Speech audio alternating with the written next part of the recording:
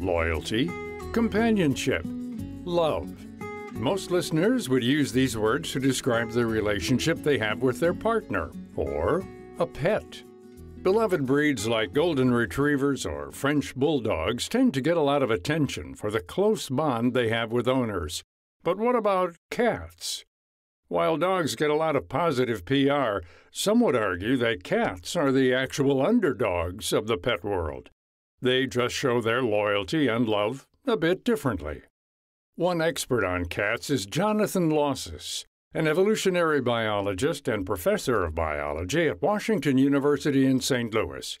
He teaches a popular class called The Science of Cats. In order to better understand these furry felines, Losses says it's first important to grasp where they came from. Today's domesticated cats descended down thousands of years ago from African wildcats who roamed the savanna. If you looked out your kitchen window and saw an African wildcat, you would not say, "What is that African wildcat doing in my backyard?" But rather you would say, "What a cool looking cat. I've never seen one quite like it." So they do look a lot like domestic cats, but they are different in some ways. For example, one difference is how domestic cats meow much more than small wild feline species. The domestic cat has changed its meow. It's shorter in duration and more higher pitched. And apparently people, when you play them a meow of a domestic cat and a meow of an African wildcat, and you don't tell them which is which, people can definitely tell them apart, and they rate the domestic cat's meow much more pleasant to listen to. Researchers have also discovered that domestic cats have evolved to meow much more in order to communicate with humans. Losses says that wild colonies of cats don't really meow to each other very much. It's a trait that has evolved during domestication.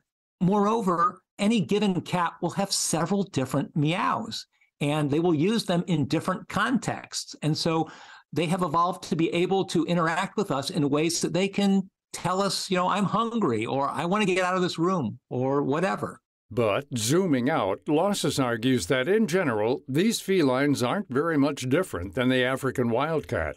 Whereas most domesticated species, like dogs or cattle or pigs, are very different from their ancestor. But cats aren't very different at all from wildcats. In fact, when they occur together, they will interbreed readily and produce kittens. We can get a better picture of this evolution by traveling across the Atlantic to the Middle East, to a large area once known as the Fertile Crescent. Today, this geographic region is home to several Middle Eastern countries and includes a small part of Egypt. Losses points out that it's here in this region where African wildcats eventually became part of society. People often think that domestication is something that we do to other species, that we breed them and transform them. But in many cases, such as this, it was the cat that really took the lead. And the idea is this, that in the Fertile Crescent, that's where people first settled down and lived in villages instead of being mobile hunter-gatherers. And they built villages and they started farming, the start of agriculture. And as you know, farms during the good season, they grow as much food as they can, and then they store what's left over for the lean season. And so you can picture these villages with huts or buildings with lots of extra food lying around. Well, of course, that attracts mice and rats who see that as a great bounty. And so the rodent population explodes.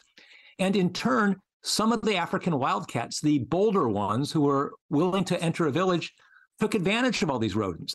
This symbiotic relationship benefited both cats and humans as it kept rodents at bay. Losses says that early humans in the Fertile Crescent took a liking to these felines and encouraged them to stay by putting out more food and creating comfy areas to sleep. And then again, the boldest cats would maybe enter the houses to take advantage of that. And those cats would have more kittens that would have the same behavioral traits. And then people would continue to be good to them. Perhaps the cats that entered the houses, they would start petting them because kittens are adorable. And the cats that would let themselves be touched would get more food. And we would go through this dance where cats increasingly evolved to adapt to living with us, and we in turn treated them better and better, and eventually the African wildcat turned into the domestic cat. This episode is brought to you by Caesar Gourmet Food for Dogs. Your dog deserves the best, so give them what they've always wanted, real food for dogs.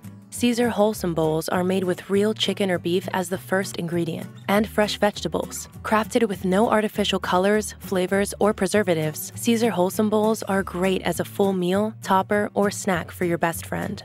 Pick up Caesar Wholesome Bowls in the wet dog food aisle at any major retailer near you. Caesar, love them back. Zoom in on Egypt about 3,500 years ago, and you can see how this society adored cats. From remaining structures, visitors can still see inscriptions and paintings of cats on tomb walls and stone buildings. Egyptian hieroglyphics also show a narrative of how cats were part of the Egyptian family. Cats ate meals from bowls underneath the dining room table, wore handmade collars, and came along on family outings. And then a little bit later, cats became revered. That the ancient Egyptians had a whole bunch of gods that they worshipped. And these gods, each god had its own totem animal. And about 3,000 years ago, the predominant goddess, the number one goddess, if you will, was named Bastet. And she was usually pictured as a woman with the head of a cat. However, Losses highlights that there was also a dark side to this perception.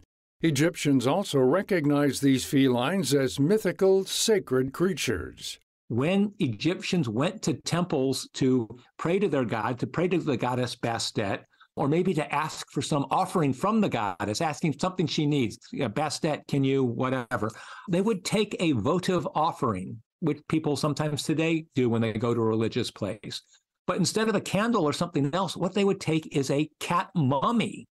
And this is horrible. So close your ears if you don't want to hear it. But what they would do in the temple grounds is they would breed lots and lots of cats and then kill them and make them into mummies that people would buy and take to the temple as a votive offering. So even though they revered cats in general, they often made these cat mummies by the thousands.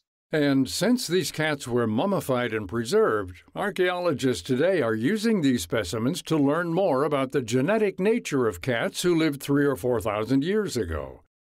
Experts say these generations didn't look much different than those of today. Egyptian felines typically had spotted or striped coats and short, light-colored fur to adapt to the heat. Losses says that who knows what the cats of the future will look like, but he knows one thing, they'll definitely be around.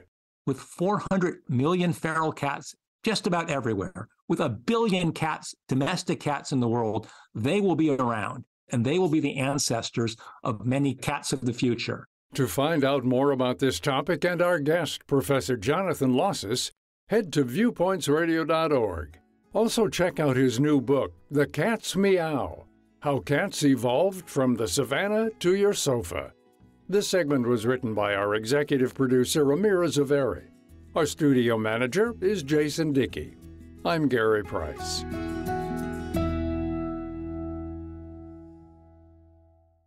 Coming up on Viewpoints. Since the 2020 census, San Francisco lost over 40,000 people, about a 5% decline.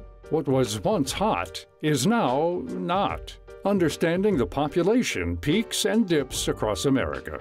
Then, we've spent billions of dollars enforcing cannabis laws, and this is money that in the neighborhoods that have been most targeted isn't going to schools, to hospitals, community centers.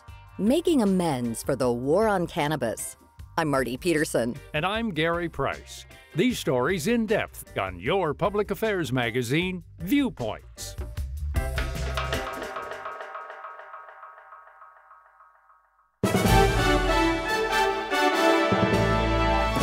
And that's Viewpoints for this week.